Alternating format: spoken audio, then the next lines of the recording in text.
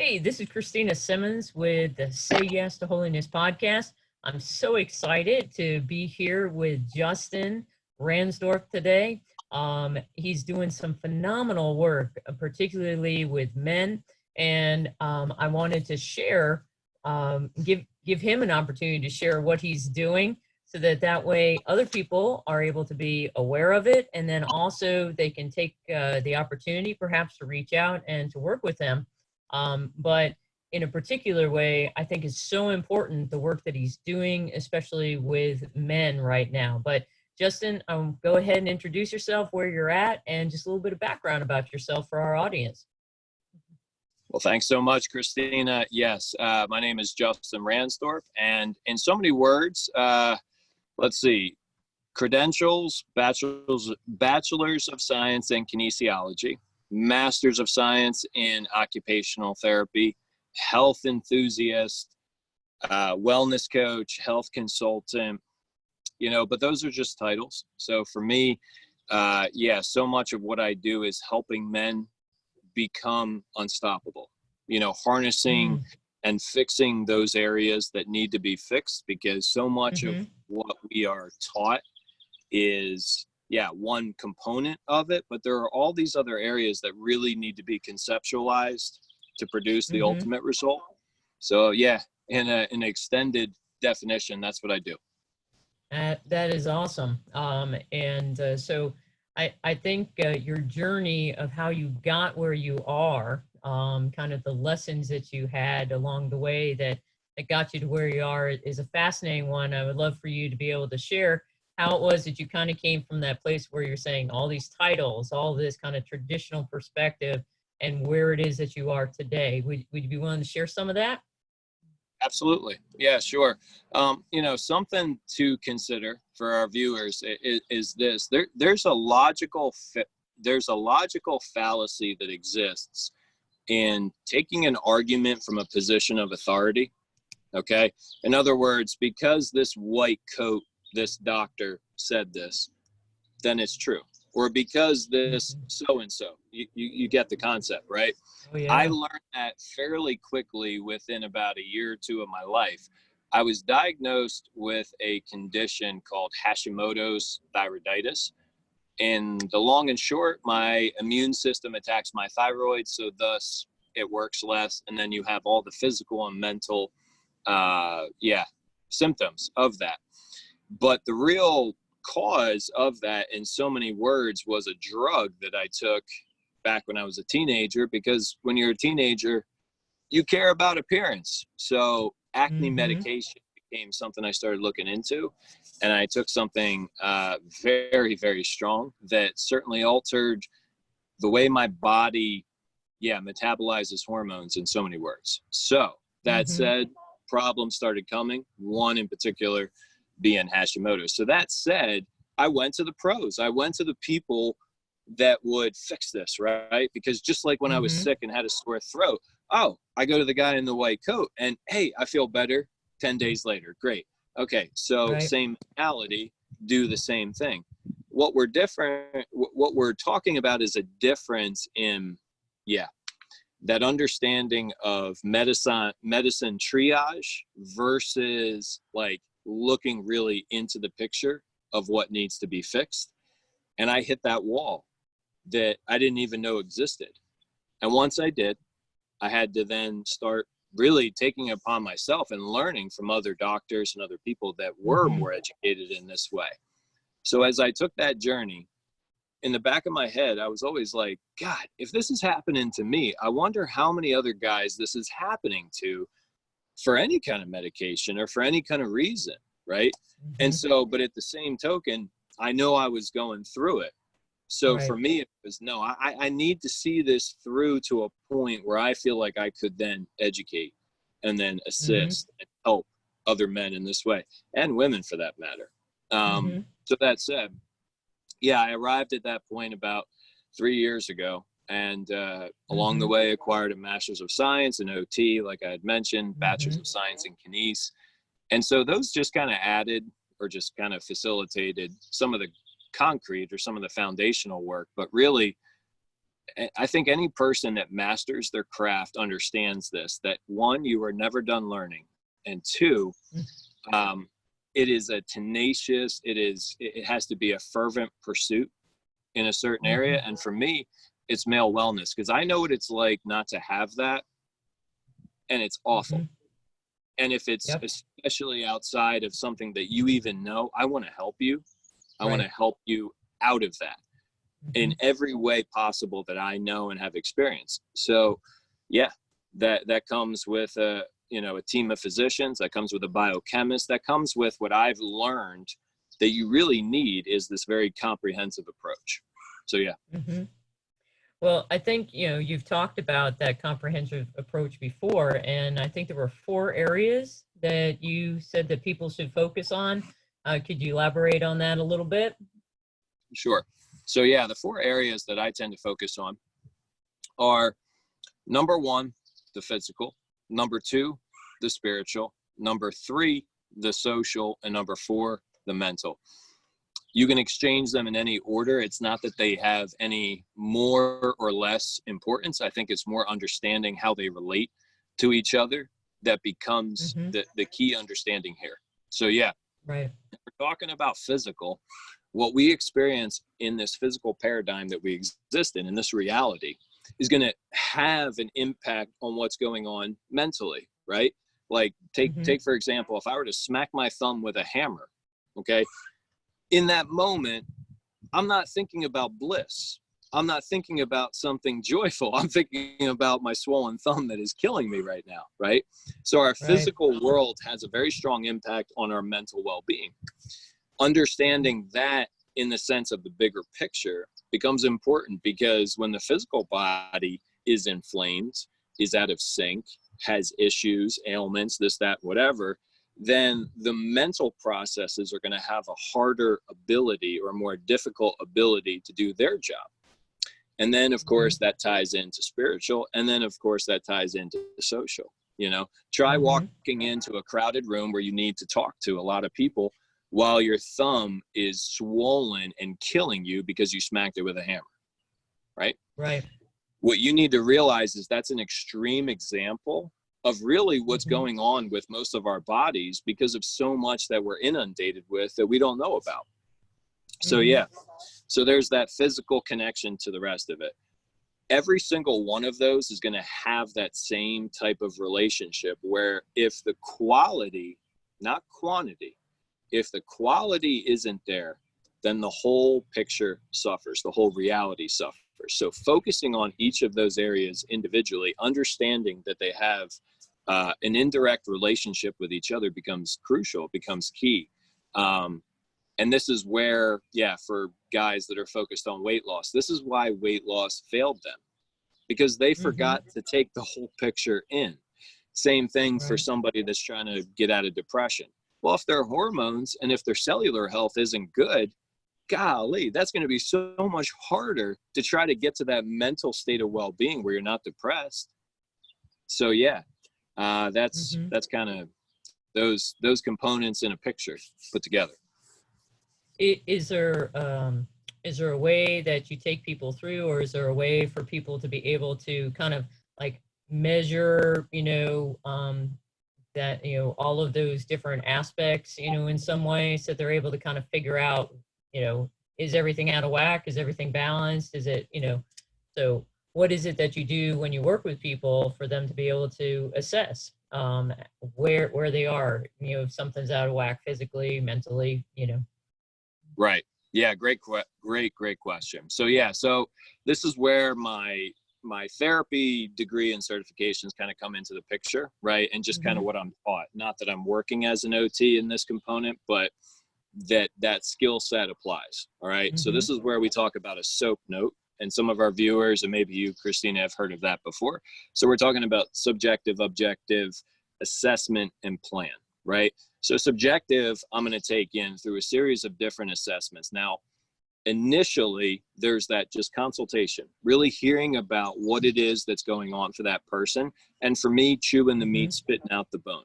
Okay. Because everybody kind of comes to the equation thinking it may be this and this, that, and whatever. And, yeah, as a consultant, it's important to stick to what you know and look at this like a game of chess. This person may be thinking it's this way, but really what data, what type of subjective as well as objective information do we have to come to that assessment and then plan correctly? So that becomes kind of my method of action. So when it comes to assessments, just like people are so individualized, so are my assessments. So as an OT, gosh, if you want to get the assessment manual out, it's about this thick. So for me, it becomes very candid first. Let's talk shop, guy. Tell me what's going on. Tell me what you think, because so much of that relationship with a client has a lot to do with validation. And I'm not saying to validate that person in what they're incorrect on, but validate them in what they know just doesn't connect, what doesn't make sense, and say, I get it, bro. I get it. What I have found that to be is this. Right. And so for me, I'm kind of like that shortstop in baseball. You got that outfielder, and there's a play at the plate that's got to happen. It has to happen, and it's going to be epic. If you don't got that shortstop who can quickly relay it the direction it needs to go, it's not going to take place, right? So there's my client, there's me, and then connecting those dots for them in those areas. And that's a beautiful thing to do, particularly in how it is that, as you said, the first thing you do is you talk shop and you validate the fact of, yeah, there is something wrong. And that is, you know, in the traditional world, quote unquote, it's like you never get listened to. No one's, you know, you go in and you're like, hey, I'm experiencing this, and the doctor's like, you know, it's this, you know, and it's like, I didn't tell you. I mean, so, you know, I had that personal experience as being an advocate for, you know, our youngest son, who's now 23, but when he was in 8th grade, went through massive health issue, and it was something where we were going, I mean, we went to every single kind of specialist, everything that you could think of. And it wasn't until we finally got to a doctor who, she was an allergist and immunologist specialist, but she sat down with the entire file and then listened to us. Key. She listened, and that is, you know, that is so huge. And then from there, you know, she did her own assessments, tests, everything else like that. And there were some things that we were like pointing to and we're going, is it this? And, you know, that was an indicator for her, but it was an indicator of something else, you know, just like you were saying. So I personally had a great experience with something kind of similar to that, in which I worked with, technically he was a board certified physical therapist, occupational therapist, you know. And I went to him because, you know, I was a triathlete and I was having issues. I was, you know, when I was in high school, I was, you know, I had chondromalacia, and I was told, you know, you're never going to be able to run long distances, you never have a problem, etc. You never be able to, you know, do that. And so at the time, I was just trying to do sprint distances. I'm just trying to run 3 miles, you know, kind of thing. And once again, he sat down, he listened, and then he's like, okay, everything that you're telling me, that's all a symptom. Now let's back it up, and now let's find out exactly what's going on. And in the process, I mean, what we discovered was 2 things. One, my left leg, which is very, very usual for people, was just 1/8 of an inch longer than my right. But the bigger thing is that when I was in middle school, I had torn my left hamstring and never fully rehabilitated it. So it torqued my pelvic girdle off.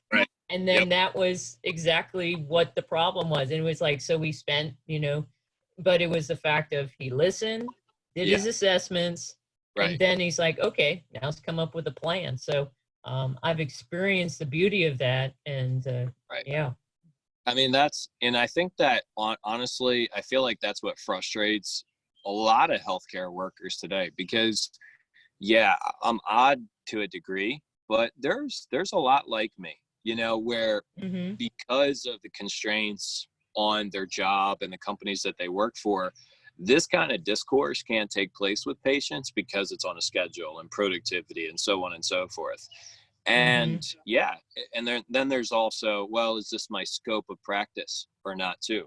So that's why, yeah, for me, I operate as an OT in some regards, but yeah, with my clients, it's strictly as a health consultant.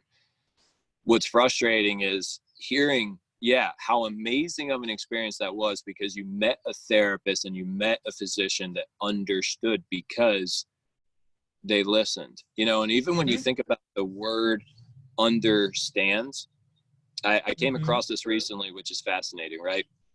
The whole concept behind that is because when they were deciding, masons were deciding to add levels to a building, they had to go down to the foundation and look up to understand if they could build upon it, right? That's where we get the word understand. And so much of that I feel like applies here, because yes, there are all these different professions that we bring to the picture, but understanding and knowledge are two different things. Being able to recite facts, absolutely, and yeah, and stay within your confines, that's sure, that's you're an actor on a script at that point. Using your own head and thinking about how other components can apply, to me, that's healing. To me, that's truly being a clinician. No, I so agree. And it's a part of why when we were having our discussion, you know, the other night, I was so appreciative, because I'm just going, yes, it's about relationship. It's about entering and engaging with one another, listening, and then, you know, moving forward. Coming out of that discussion, and kind of, you know, we were talking about physically, you know, it's kind of easy for people to get a sensing of, you know, how you would go in and do exactly what you were talking about, you know, subjective, objective assessments, and then, you know, coming up with a plan. You said something when we were talking about mentally that struck me, and it was you thought about controlling thoughts, you know, controlling your thought life, you know. Could you go into that a little bit more? Because Sure. I'm Yeah, absolutely. It's actually one of my kind of favorite areas to talk about, because even for myself, you have to understand, as a man, right? We have a tendency to be very methodical. Everything's in a box, and this goes here and this goes here, and we like that. We like machinery and how it all fits together, right? It's important to understand that, you know, about this component, because what you have to realize is that, yeah, there is this reality that our mental state has a very, very large impact on. And let me give you a real life example of what that is, okay? You ever show up at work, maybe you were hungover from the night before, maybe you were tired because the baby kept you up all night, whatever. And a few people in a row kind of were like, oh, are you feeling good? Are you okay? Like, you're coming down with something. By the third or fourth one, all of a sudden, you have the flu. Okay. right. Now, understand that people get the flu. Okay. Right. But let's talk about what that is. That is a reality that can be manifested right from here. Okay. The reason we know that, outside of that funny, humorous real life experience or example, is the placebo effect. We have proven that over and over again in scientific studies. So once people understand that, we look at that and we say, oh, that's funny. They really thought they got better. Whoa, wait. Think about how powerful the mind is. We look at that and we like dismiss the mind and think like, oh yeah, it's just that they tricked themselves. Let's focus on the pill. That's asinine. Think about that. You had the ability just in your own head, and just because this pill exists, you think that's what's needed? That's a huge component. Yeah. Oh yeah. No, in the spiritual life, people associate that with faith, you know, with the fact of, if you were to have faith, you know, Jesus tells us, you have a mustard seed, you move a mountain, you know, it moves to the sea. And, you know, in the same way, it's the constructs of what it is that we're able to envision and make real in our lives And it begins with our minds. It begins with us being in alignment and allowing the power that's present to be able to manifest itself, in our lives. And, so from, but when you're talking about that, how do you control that? How do you measure progress? Good question. Yeah. And actually, as you were talking there, I was thinking about that. So like that line between mental and spiritual, I think, starts to blur for people early into the introduction of it, right? Because they've had those thoughts that were higher self type thought. And then they've also had those very ego driven thoughts in the same head. So it's like, which is which? And that can be kind of confusing at times. Understand that, and understand that that's a process that we're all a part of, whether we realize it or not. Okay. But that said, when I was thinking about your question, Christina, with measuring that and being able to see that, that's going to be initially a very individual experience. However, the manifestation of that in the reality that you see then becomes a very substantial piece of evidence as to the success of it, right? So that mental spiritual gap that I think is hard sometimes to deal with is where I tell my clients, you need to create space. Okay. Understand that what we're looking at here, which we'd like to train and make look better and do good things for, is a machine. Okay. And up here is its computer. Men have been building machines now for about 100 years, and we like improving on them and making them better. You're not going to beat this any day of the week, at least at this juncture. Okay. So understand it from that perspective. Now, create a little bit of space and understand that your consciousness is what is animating this machine. There's still the computer, there's still the mental state, and then the physical. But then there's that other component. And this is where we start to get into the spiritual realm, what we're talking about. So I think it's important to understand a little bit of that separation, because it's so easy to stay kind of mental, physical, and think that's it. No, there's this whole other reality that is manifesting those other two. So how do you measure that? It's going to be in those latter two. It's going to be in that mental state. So sure, if you want to do, say it's for my elder guys, do you want to do a geriatric depression scale? Let's start with that to begin with. Let's finish with that at the conclusion. Many times, like if we're talking about, say an example like Jesus, right? When he healed people, there was many times a medium involved. Let's think about that for a second, right? Oh, yeah. He tells the one guy, rub this mud on your eyes after there's some spit in it. Ask yourself this very logical question.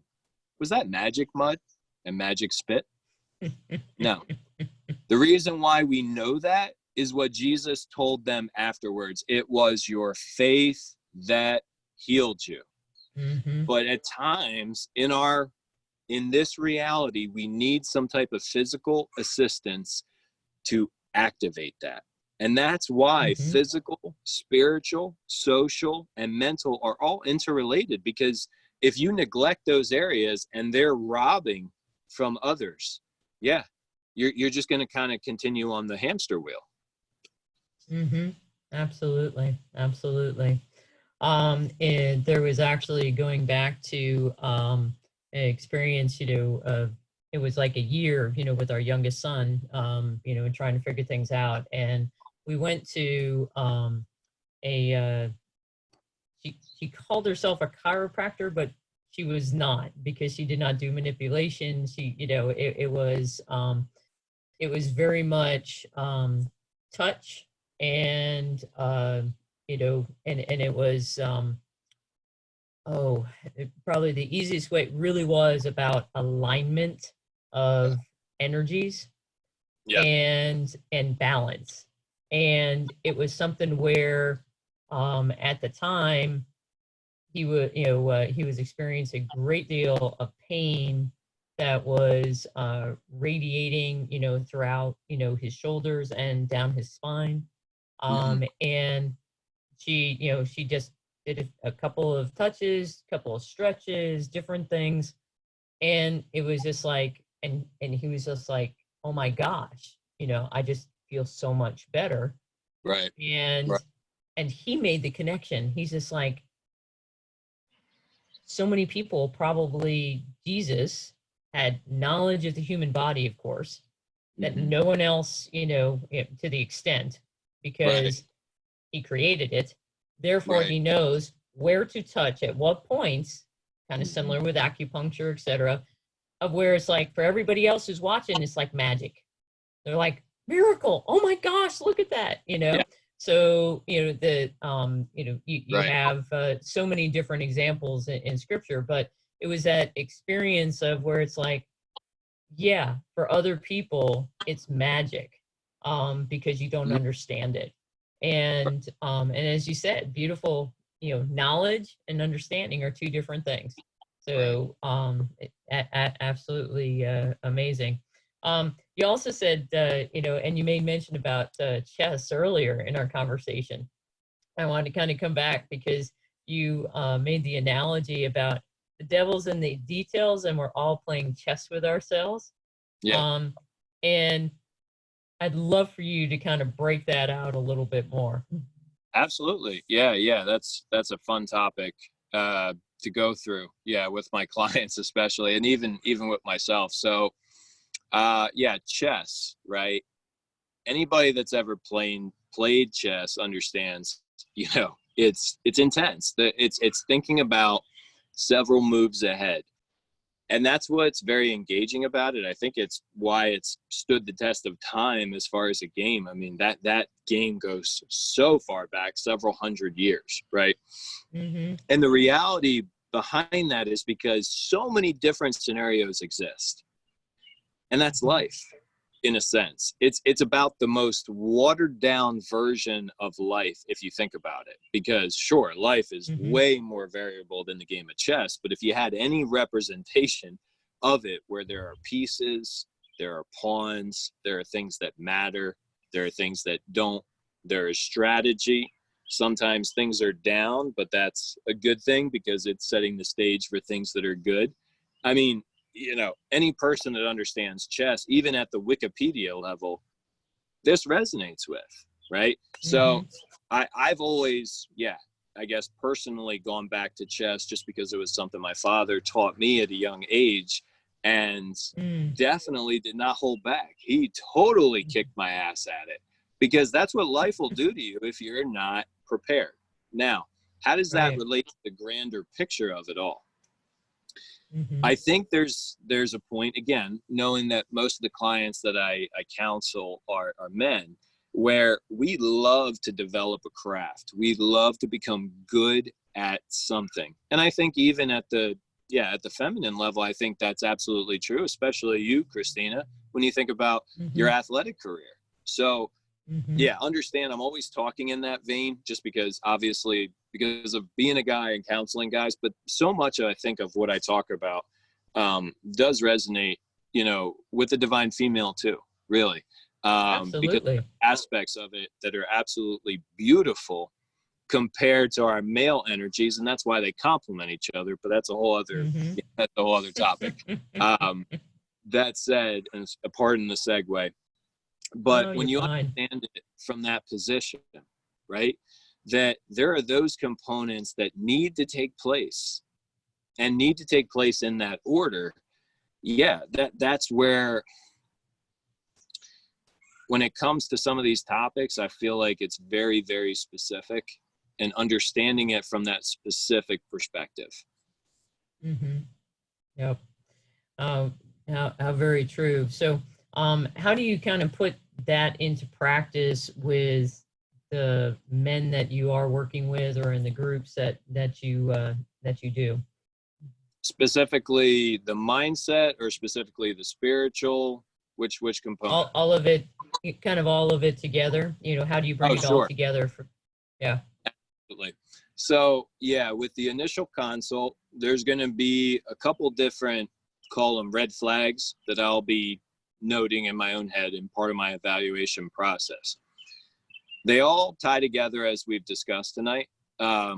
However, there are at times going to be ones that I think prioritize themselves just in physical expression, manifestation, their body, their mental state, so much of, what their energy is, stuff like that.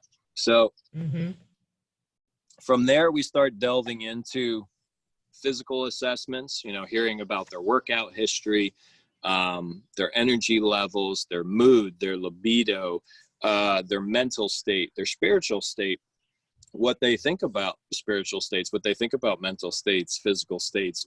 What, as an OT, and this is where this kind of bleeds into it, what we are taught is that when you are doing something meaningful, right, that's what allows you to continue to exceed.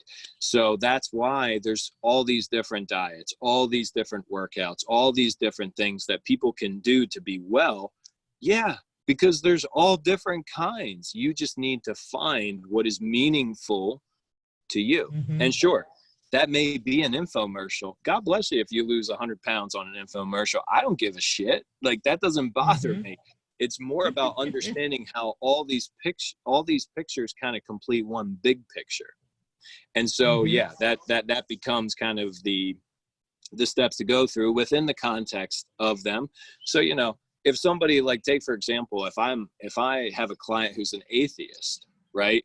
Obviously the spiritual component to this, that may be something that's going to lay dormant for a while. And that's okay. That's okay, because I would never want that person to think the only way to wellness is because I got to do. No, you need to know that for yourself.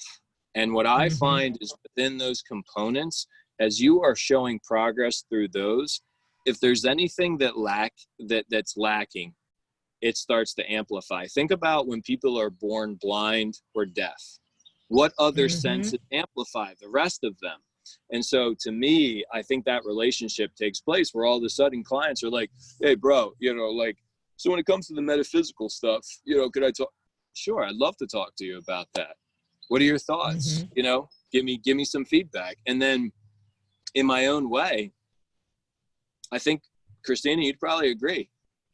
This isn't like a guru type of thing. Right. This is kind of like, hey, bro, like, I'm on this journey. This is what I've learned.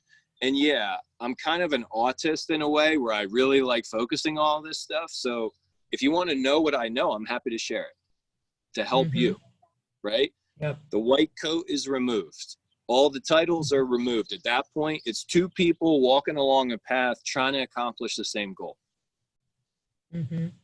And that's so important.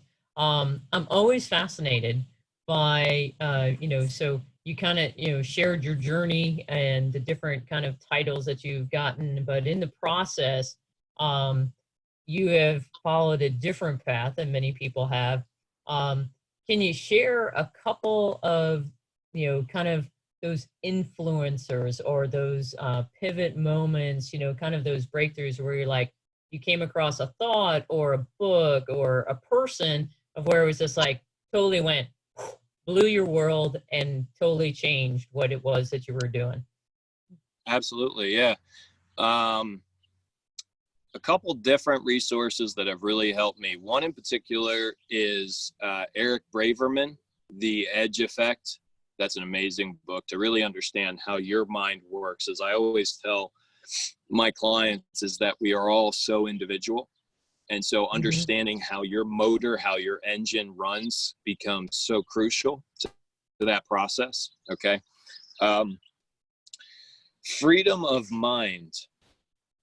The author's name escapes me at this moment, but that book was paramount for me understanding how culture, okay, is very culty. Because think about the word cult, sure. Nobody ever connects those two. And I think that's always so entertaining because it's like, oh my gosh, that's a cult, right? But then we're like, but yeah, right. That's very positive culture. You're talking about the same thing. You're talking about a group of individuals wrapped around an idea, And Right. we always label that negatively. And I'm not saying that there are ones that are, sure. But Mm-hmm. I think what's important to understand is that, yeah, so much of what we look at that's maybe a little bit foreign or different is no different than what you're experiencing, just in a larger sense. Right. You know, I think that's something that I've learned certainly through, you know, we all know our own bubbles that we've been in through our life, and at times they popped. And then it's like, Right. whoa, wait, there's a whole lot more to this. And now I am very invested and want to vet that for myself. Exactly. And that's a part of where I always appreciate knowing what have been those key critical, influences for people, because that is what really, and how many people have read those books, for example, but Right. they're not where you are right now. Sure. In fact, I wanted to ask, how has your work impacted you and your own growth? Oh, that's a great question. Actually, Christina, can you give me a second? Is it okay to Sure. pause it? Okay. Yep, I'm sorry. I can do that. I just noticed my dog has his leash caught, so I wanted to get that real quick. Yeah, no problem. Okay, thanks. So, as I was saying, I asked about, how, working with guys has impacted your own journey, and how have you learned from that? Yeah, great question. So I think that kind of started before I started working with clients. Yeah, as I was kind of having my own awakening in the physical, mental, spiritual, and social sense of all the constructs that we exist in, I started to notice some of those behaviors that I had left in other people in all of those areas. And so then as you start to notice it, in a way, it's kind of fascinating, because you yourself are it's very novel to be away from it. So when you see it again in other people, you can't help but look at it. What's amazing about it is kind of looking at it the same way we look at TV. It's this alternate reality that exists in this magical box, right?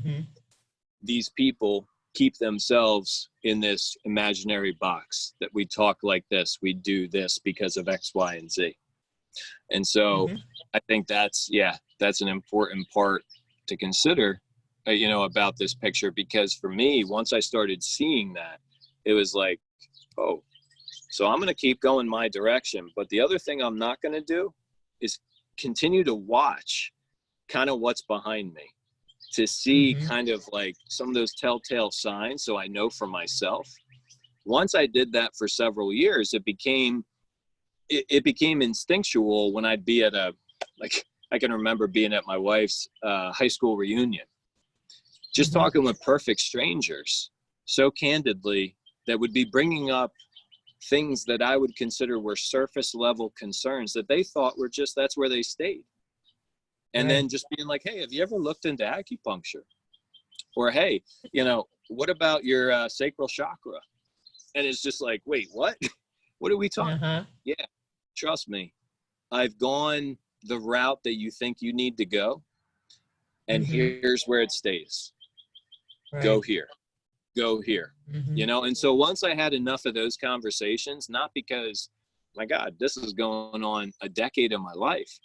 Once I had about, call it 7 years of those conversations, that was kind of when enough of those people, including my own wife, are like, you should do this like somehow. So for me, yeah, that's so much of what kind of takes place in this process.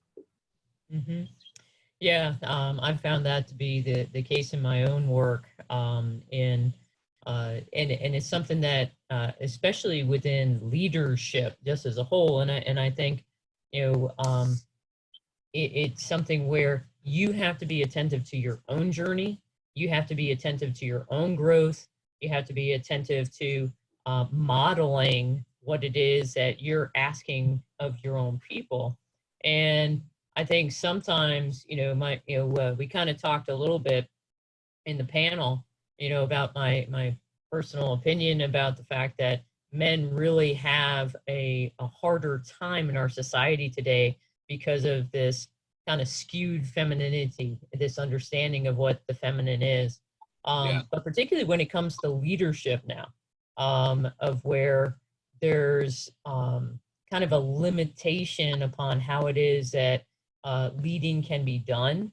Right. And, and that's something, you know, my heart aches actually because our world is less because of that. Because of that. Yep. Yeah. And so is there a particular aspect of, or have you seen that you're working with guys has allowed them to step more fully into their lives and then into leadership roles? Have you seen that? Yeah, absolutely. And like you said, Christina, so much of that starts with yourself and understanding, those concepts yourself. So, for me personally, I think about, examples like Teddy Roosevelt, who said, speak softly and carry a big stick. And Mm-hmm. that big stick, in a sense, means that you are confident in what you already know. So therefore, the expression with my generation, and I say this as politely as possible, is you don't need to flex nuts because you already know that things are okay, because you understand what you know. Because of that hyper masculine side doesn't need to show up. Now, your wife, your child, somebody that you love, care for, even a stranger, is experiencing something that very aggressive side of male energy needs to address. Go for it. Go for it in the positive sense, of course. Right. Outside of that, keeping that in check becomes that divine male aspect of who we are. It really is, because you can't dismiss one, otherwise you're hyper masculine and you're going to be a complete a-hole. Okay. You can't dismiss the other, otherwise, if you don't have that healthy fortitude to stand for what needs to be stood for, then it's equally bad. And so understanding that relationship between the two, I think, becomes paramount to that individual understanding what they want to become. There's so many guys that I'll get, be like, hey man, I just want to get juiced up with test and just become jacked so I can get chicks. Okay, right. Let's talk about why you want to do that ending conclusion. I'm happy to help you get fit. I'm happy to help you what needs to be done, what things need to be looked at. But what concerns me more is why. Because if you're chasing that, let me tell you, I can give you a laundry list of guys that have chased that and either croaked or are still chasing it in a huge case of depression. So let's talk about why. That's the whole thing. Is I feel like even when you look at medicine today, everything is specialized. I remember the days when you would show up at a DO and he would look at you head to toe, how you were doing in every aspect. Where's that? Where is that? And if it doesn't exist in mainstream medicine, then it behooves us as citizens to take that upon ourselves, not just for our own health, but to help other people in that same way. Yep. Totally. It's going back a little bit to what you were just saying about men and being that hyper male, and harnessing that. A quote that never has left me, is there's nothing so strong as gentleness, and nothing so strong as a gentle man. Yeah. And and so many people don't understand that gentleness means power harnessed. Right. And you can't be gentle unless there is something that you have to refrain from in order to be intentional about it. And so it's something where there is such power that's present, and that's why it's so beautiful when you encounter it. It is. And like, to piggyback off of that, if I may, is like when we talk about things like hormones in the environment, Okay. And we talk about one in Mm. particular being estrogen. Okay. You heard Mhm. me in a previous video talk about soy boys, right? Oh yeah. Yeah, that's a mentality thing, but that is also an endocrine thing too. And so, Mhm. and I'm counseling men and being a bit of a consult to them as far as how to pursue their health. When they're talking about that issue of why they're so aggressive, but yet feel so afraid, that has a lot to Mhm. do with excessive estrogen in the male body. Okay. Mm. Where men are supposed to be that rock. They're supposed to be that fortitude, especially for the divine female, because that complements him, because we can't be as flexible and as expansive as the divine female. So we need that. So just as they need us, we need them. So understand it from that Mhm. perspective. Because the lack of that foundation has been robbed from our diet, from chemicals, from water, from things in our air. And again, that's a whole other soapbox that I'd love to do, but Mhm. won't do now. Okay. Guys need to understand when they're entering this equation, so much of this crap they didn't even know about. And so that's Mhm. why, considering being this perfect balance of I am a man in every sense of the word, and I am being calm right now to be great to my wife and my children and people. Got to try to explain that to somebody that is half estrogen, half testosterone, that just ain't going to resonate. So that's Mhm. where I think the approach that I take becomes so paramount, because to try to help somebody understand mindfulness when they're depressed because of things Mhm. spiritually, because of things mentally, because of things physically, what did Jesus do? He Mhm. provided some means, he provided some medium that gave that person enough what? Faith.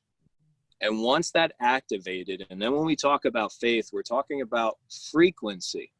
We're talking Mhm. about a frequency that manifests that result. For some Mhm. guy, it needed to be mud that he rubbed on his eyes, and that elevated his frequency to the point where it took care of it. Mhm. That's what I do for my guys, is explain what we're undoing. And as they're undoing it, they're awakening. And as a result, they realize the big picture of it all. Uh, that's beautiful. I'm so glad that you have found your path, and that you're doing what you're doing. And as I said when we first started this conversation, it is so important in our world today. Um, one kind of final little question is, 'cause I can't believe our time's already winding down. But if you were to kind of look back, um, is there some particular wisdom that you wish had been shared with your younger self? Not necessarily that you would have listened to it, because I know that's the case for me. Right. But is there something in particular that you wish you had known back when that might have made your life a little bit easier? Yeah. Gosh, how many songs have been written about this topic, right? Uh, Yeah. Just being completely candid, you know, to surmise it, I think the best, explanation would be this. You can't go beyond what you're taught. mm, Think about that, because mm-hmm, I know for me, at different plateaus, that was the issue, is mm-hmm, you need to have that pliability, that flexibility, that mushiness to your growth in order for it to continue to do what? Growth. That's what you're trying to mm-hmm, do. That's what you're trying to produce, is growth. In order mm-hmm. for things to grow, they have to have some of that plasticity. And Right. so I'm not saying throw your guard down completely. What I'm saying is apply more like, and if I'm pronouncing it correctly, Occam's razor, like that type of Mm-hmm, approach. mm-hmm, Show me what we're talking about here, and then let me take what I already know, put it here for a second, just for a second, mm-hmm, and then look at this like it's the first time I've ever seen it, and I never knew this stuff over here. mm-hmm, Let me do that. Then fully engross. Then this is where I talk about space. Create that space. Step back. Remember, mm-hmm, there's mental, there's physical, they're spiritual. And that's what's operating this whole bit. So then look at it and be like, oh, well, yeah, there's some truth to it in this way. Maybe it's completely, oh my gosh, I'm so glad I saw the comparison. It may be something more along the lines, like I say, chew the meat, spit out the bone, where it's like, whoa, there's some real compelling evidence right there. I'm going to take that. I'm going to take that along my journey. Take that with me. Right. Beautiful.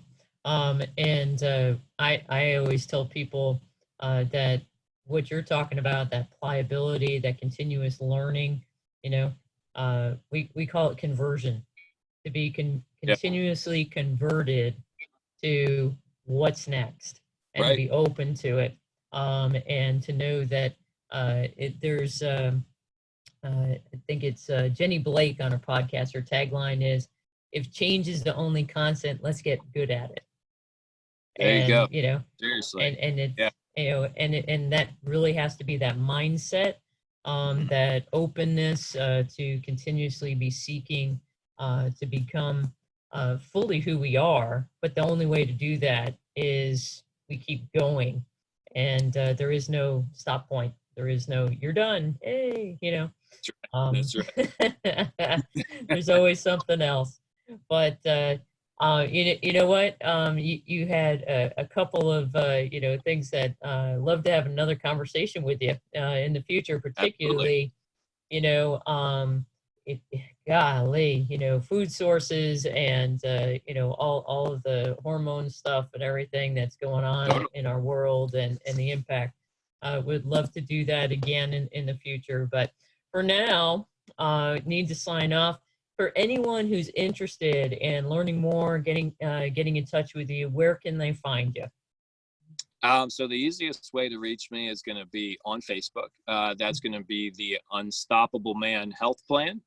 Go ahead and check out that group. That's my group. It's totally private, so feel free to join. There'll be a little bit of a questionnaire to join, but outside of that, the content is free. Anything you're going to find in there is at no cost. I just really believe in the service model of doing things. Down the road, there'll probably be a launch for new members, but right now, I'm quite happy the way things are. So I just enjoy talking about the topics like we've talked about tonight. And I know, like you were asking, Christina, if there were things that I wish I knew, those are the things that I talk about in those videos and those posts that I do, because it's like, hey, if that kind of stuff was out there for me, how much faster would it have accelerated this? That's what I want for other people. Awesome. Well, you definitely are making a difference in the world. And I commend you again for your willingness to step out there and quote, to be a little different, or at least to kind of stand against the traditional way of doing things and say, enough, there is a better way. But thank you again for your time. And I look forward to chatting with you again soon. Anytime. You let me know. All right. God bless. You too. Bye-bye.